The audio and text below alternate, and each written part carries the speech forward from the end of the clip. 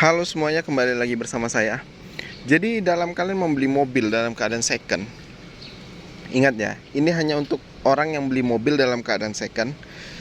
Jadi kita harus lebih berhati-hati. Kenapa saya bilang seperti itu? Karena sudah banyak pedagang-pedagang showroom-showroom nakal yang mengakal-akali mobilnya itu agar, intinya gini, dia beli mobil murah mau dijual dengan harga mahal. Nah, itu intinya. Jadi misalkan mobil bekas laka, mobil bekas banjir diambil aja, nanti dia jual sesuai dengan harga pasaran. Toh kalau dia misalkan ngambil mobil bekas tabrak atau bekas banjir tuh harganya murah.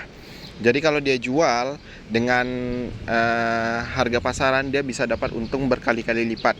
Nah, ini yang saya tidak pernah setuju, orang-orang yang jualan tidak jujur seperti ini. Jangankan saya, mungkin pedagang-pedagang yang jujur lainnya, showroom-showroom yang jujur lainnya tidak suka dengan showroom-showroom yang tidak jujur seperti ini.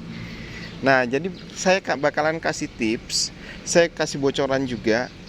Biasanya kecurangan seperti apa yang dimainkan oleh pedagang-pedagang nakal atau showroom-showroom nakal seperti itu. Yang pertama adalah mobil bekas laka.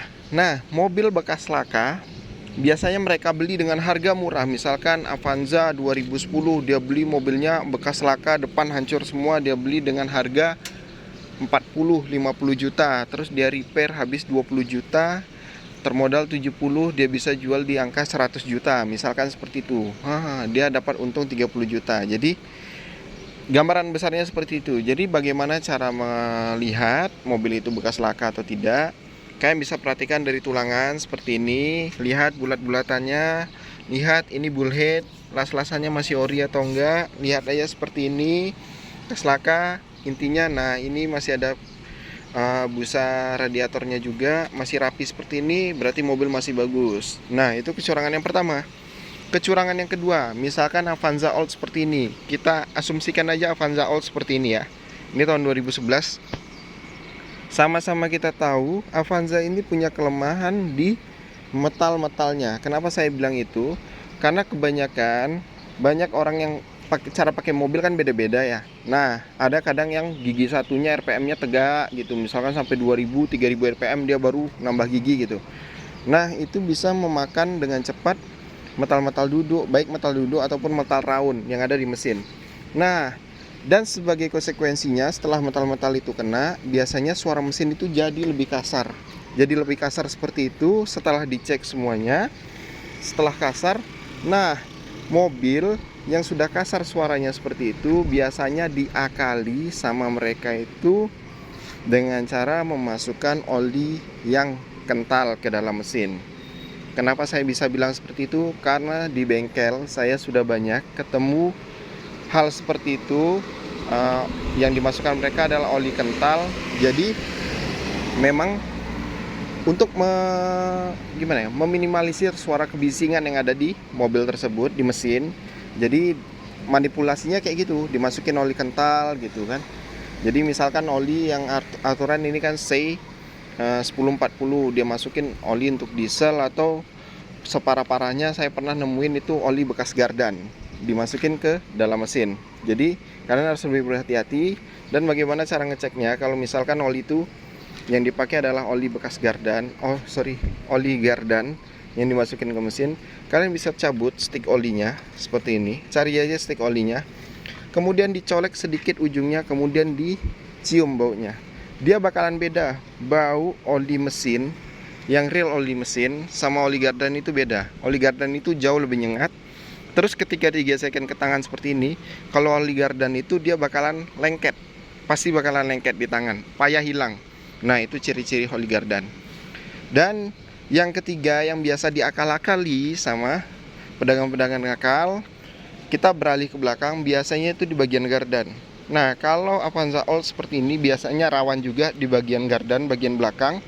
Itu dia sering mendengung. Biasanya sering dengung. Gardan itu kalau teman-teman nggak tahu gardan itu bagian mana, ini saya tunjukin. Nah, ini bagian yang di belakang itu. Nah, yang ada jendolan besar itu besi yang melintang dari kanan ke kiri, itulah adalah gardan. Nah, biasanya untuk mengakali suara gardan yang sudah mendengung, meraung, itu biasanya ini separah-parahnya saya pernah nemuin itu dia masukin serbuk kayu yang dicampur dengan gomok atau grease. Nah, biasanya seperti itu. Dia masukin grease yang dicampur dengan serbuk kayu, dimasukin ke gardanya pelan-pelan untuk meminimalisir lagi suara tadi. Untuk mengetahuinya seperti apa, saya kasih tips.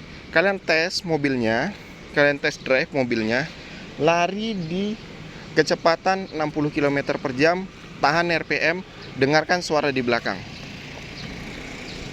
Biasanya walaupun sudah dikasih akal-akalan seperti itu, akan tetap terasa bunyinya, walaupun samar ya, tapi tetap terasa.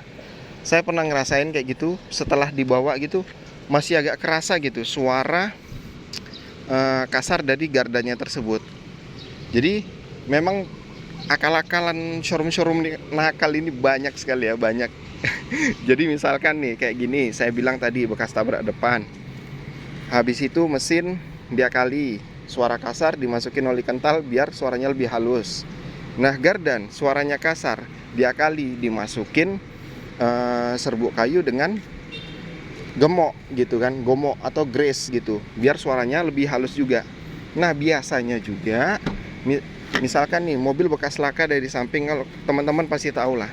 Kalian tinggal tarik karet ini aja, kalian bisa cek di sini mobil itu. Nah nih, kalau kondisinya masih tep-tepan pabrik seperti ini, berarti indikasi mobilnya bagus, belum bekas laka samping. Terus sealer seperti ini ditekan aja pakai kuku. Kalau rasanya seperti permen karet yang belum pernah dikunyah, itu berarti sealernya sudah diganti dengan silikon biasa. Kemudian dicat. Nah, perhatikan juga sealer-sealer seperti ini untuk menghindari permainan-permainan showroom seperti itu. Nah, kalau misalkan setelah kalian cek keliling mobilnya aman, satu lagi yang perlu diperhatikan, biasanya untuk meminimalisir lagi untuk meminimalisir pengeluaran dia dalam berjualan, perhatikan juga selang-selang yang ada di mobil tersebut seperti ini. Nah ini biasanya nih udah dilem-lem, karetnya mati nih ya, karet radiator mati, bukannya diganti malah dilem. Saya bilang itu termasuk ya diakal-akali lah kalau saya bilang. Padahal kalau diganti aja harganya nggak mahal, cuman sekitar 80 ribuan. Kemudian cek juga selang-selang seperti ini kan pipa dari pompa power steering. Jadi dicek ada rembes atau enggak. Dan satu lagi, biasanya untuk meminimalisir pengeluaran mereka untuk yang rembes-rembes di mesin itu dengan menyalonnya. Karena dengan modal 500 ribu, seluruh mobil itu sudah bersih di salon sampai ke mesin-mesinnya.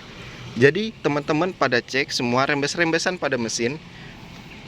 Enaknya kalau ngecek itu masih kondisi kotor seperti ini ya. Tapi kalau misalkan sudah di salon, anggaplah mesin sudah di salon semuanya, kalian perhatikan jangan di sini, tapi lebih perhatikan ke sela-sela seperti ini, sela-sela mesin seperti ini. Perhatikan, biasanya kalau nyalonnya nggak bersih itu kelihatan ya.